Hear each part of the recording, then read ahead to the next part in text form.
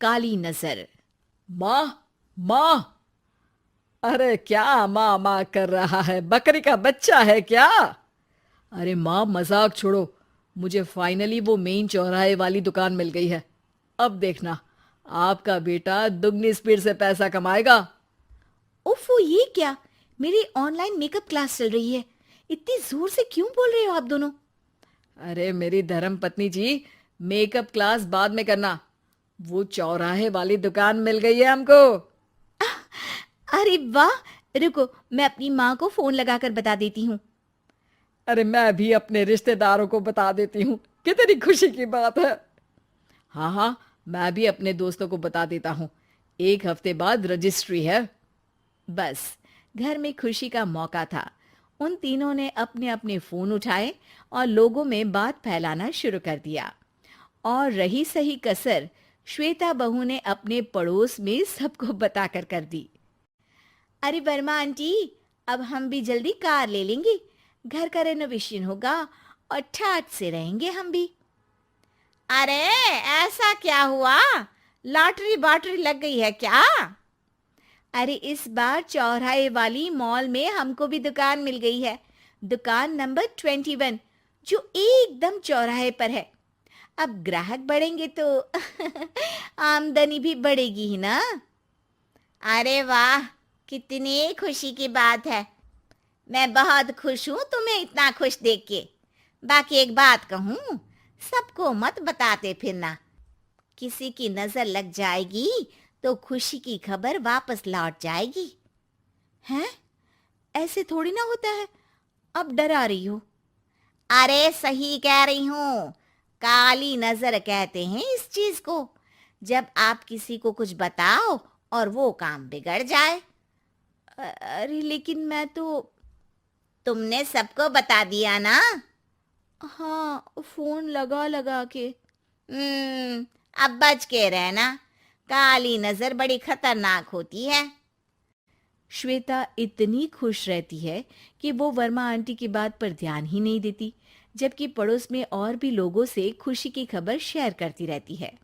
अगले दिन राजेश बहुत दुखी होकर घर आता है। अरे बेटा, क्या हुआ? मुंह क्यों सूजा हुआ है? मधुमक्खी ने काट लिया क्या? माँ, वो दुकान किसी और के पास चली गई। किसी ने ज्यादा भाव लगा दिया। अरे पर बात तो आपसे हुई थी ना उस दुकान वाले की। हाँ, आज मैं टोकन अमाउंट देने गया था, तब मुझे पता चला। कोई आकर सुबह मुझसे पहले ही ज्यादा अमाउंट दे गया। हम्म, काली नजर। क्या? क्या कहा? वर्मा आंटी ने समझाया था कि किसी को बताना मत, वरना काली नजर लग जाएगी। अच्छा, तुम्हें उनकी बात मान लेनी चाहिए थी। उनकी बात मान लेती, लेकिन उसके पहले ही सबको बता चुके थे ना हम तीनों। अरे अगली बार से ध्यान रखेंगे। कोई भी नई चीज होगी तो किसी को नहीं बताएंगे। तीनों कुछ दिन ऐसे ही रहते हैं, पर एक दिन श्वेता को एक मेल आता है। राजेश, मेरा ऑनलाइन मेकअप कोर्स कंप्लीट हो गया। अब मैं खुद का पार्लर खोल सकती हूँ। अरे वाह, अपने मोहल्ले में ही खोलते हैं। ये जो घर के सामने दुकान है ना, वहीं। हाँ, यहाँ सस्ती भी मिल जाएगी। अगले दिन श्वेता वर्मा आंटी के पास जाती है, मिठाई का डब्बा लेकर। अरे आओ आओ, कैसे आना हुआ? जोर से नहीं बोलूंगी। वो सामने वाली दुकान है ना, वहां मैं अपनी पार्लर की दुकान खोलने वाली हूँ। उसकी मिठाई है। अरे वाह, बहुत बधाई हो तुमको। हाँ, मैं कमाने लगूंगी तो राजेश पर पूरे घर का बोझ नहीं रहेगा ना आंटी जी। ये तो है। पर ये बता कि तूने ये बात किसी और को तो नहीं बताई ना? अरे नहीं नहीं, पिछली बार गलती कर दी थी। काली नजर लगी किसी की और राजेश के हाथ से वो दुकान चली गई थी। सबको मत बताना। चलो मैं चलती हूँ, कल दुकान की बात करने भी तो जाना है। अगले दिन श्वेता दुकान के लिए मालिक से बात करने जाती है। अरे लेकिन दुकान तो हम कल रात को ही किसी को दे चुके हैं। कल ही? हाँ, कल ही। 2 दिन बाद कोई यहाँ पार्लर भी खोल लेगा। अब कहीं और दुकान देख लीजिए। अरे पर हमको भी तो पार्लर ही खोलना था। हाँ भाई, एक ही दुकान है, आधी आधी तो नहीं दे सकता ना मैं। राजेश और श्वेता घर पर हताश होकर आ जाते हैं। इस बार तो किसी को बताया भी नहीं था, अब किसकी काली नजर लग सकती है। सुनो, तुमने माँ को बताया था क्या? अरे कैसी बात कर रही हो, माँ की नजर थोड़ी ना लगेगी। पक्का तुमने किसी को नहीं बताया था ना? सिर्फ वर्मा आंटी को बताया था, उन्होंने ही मुझे किसी को नहीं बताने को कहा। अरे यार, तुम भी सही हो। मेरी माँ को नहीं बताने को कह रही हो, पर वर्मा आंटी को बताना तुम्हें जरूरी लगा। अरे वर्मा आंटी ने ही तो काली नजर के बारे में बताया था ना, वो हमेशा हमारा भला ही तो चाहती हैं। मेरी माँ भी हमारा भला ही चाहती है। अरे पर चिल्ला क्यों रहे हो?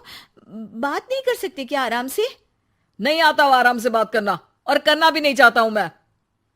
दुकान जाने का दुख गुस्से में बदल गया था और राजेश और श्वेता में बात बंद हो गई थी। 2 दिन बाद मोहल्ले में पार्लर का इनॉग्रेशन हुआ, जिसमें मोहल्ले के सभी लोगों को बुलाया गया, पर श्वेता, राजेश और माँ नहीं जाते। माँ, अंदर आ जाओ, क्या देख रही हो? अरे नया पार्लर देख रही हूं अपने आंगन से। देखो, माँ को दूसरे का सुख देखने में कितना मजा आ रहा है, मेरा दुख नहीं दिख रहा इन्हें। यह मेरा पार्लर भी तो हो सकता था। अरे चुप रहो यार, हर बात में लड़ाई क्यों ढूंढ रही हो? राजेश और श्वेता फिर बहस करने लगते थे। तभी माँ ने दोनों को बाहर बुलाया। अरे जरा देखो तो, दुकान चलाने वाले का बोर्ड पर नाम क्या लिखा है? श्रुति वर्मा। गाड़ी निकाले बेटा, हमें कहीं जाना है। काली नजर का इलाज कराने? राजेश अपनी बाइक निकालता है। तीनों ट्रिपलिंग कर रहे हैं। माँ राजेश को उस मॉल वाली दुकान पर लेकर जाती है जहां राजेश अपनी दुकान खोलने वाला था। यही दुकान लेना चाहता था ना तू? हाँ, पर इनको भी दुखी करने लेकर आई हो क्या यहाँ पर दुकान दिखाकर? वहाँ काफी नहीं था? अरे श्वेता, थोड़ा सब्र रख, अभी पता चलेगा कि हम यहाँ क्यों आए हैं। बता, इस दुकान चलाने वाले का नाम क्या है?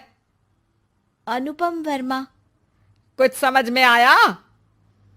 वो दुकान वाली श्रुति वर्मा, ये दुकान वाला अनुपम वर्मा, और हमारे पड़ोस में हमने उस दुकानों के बारे में बताया किसको था? अब वर्मा आंटी को। मतलब वर्मा आंटी ही हमारा काम बिगाड़ रही है? नहीं नहीं, ऐसा नहीं हो सकता, ये बस इत्तेफाक है। राजेश अपना फोन निकालता है और श्रुति वर्मा और अनुपम वर्मा के नाम फेसबुक पर सर्च करता है, जहां ये दोनों ही वर्मा आंटी के रिश्तेदार होते हैं। श्वेता को समझ में आ जाता है कि वर्मा आंटी की ही नजर खाली नजर है। अब क्या करना है?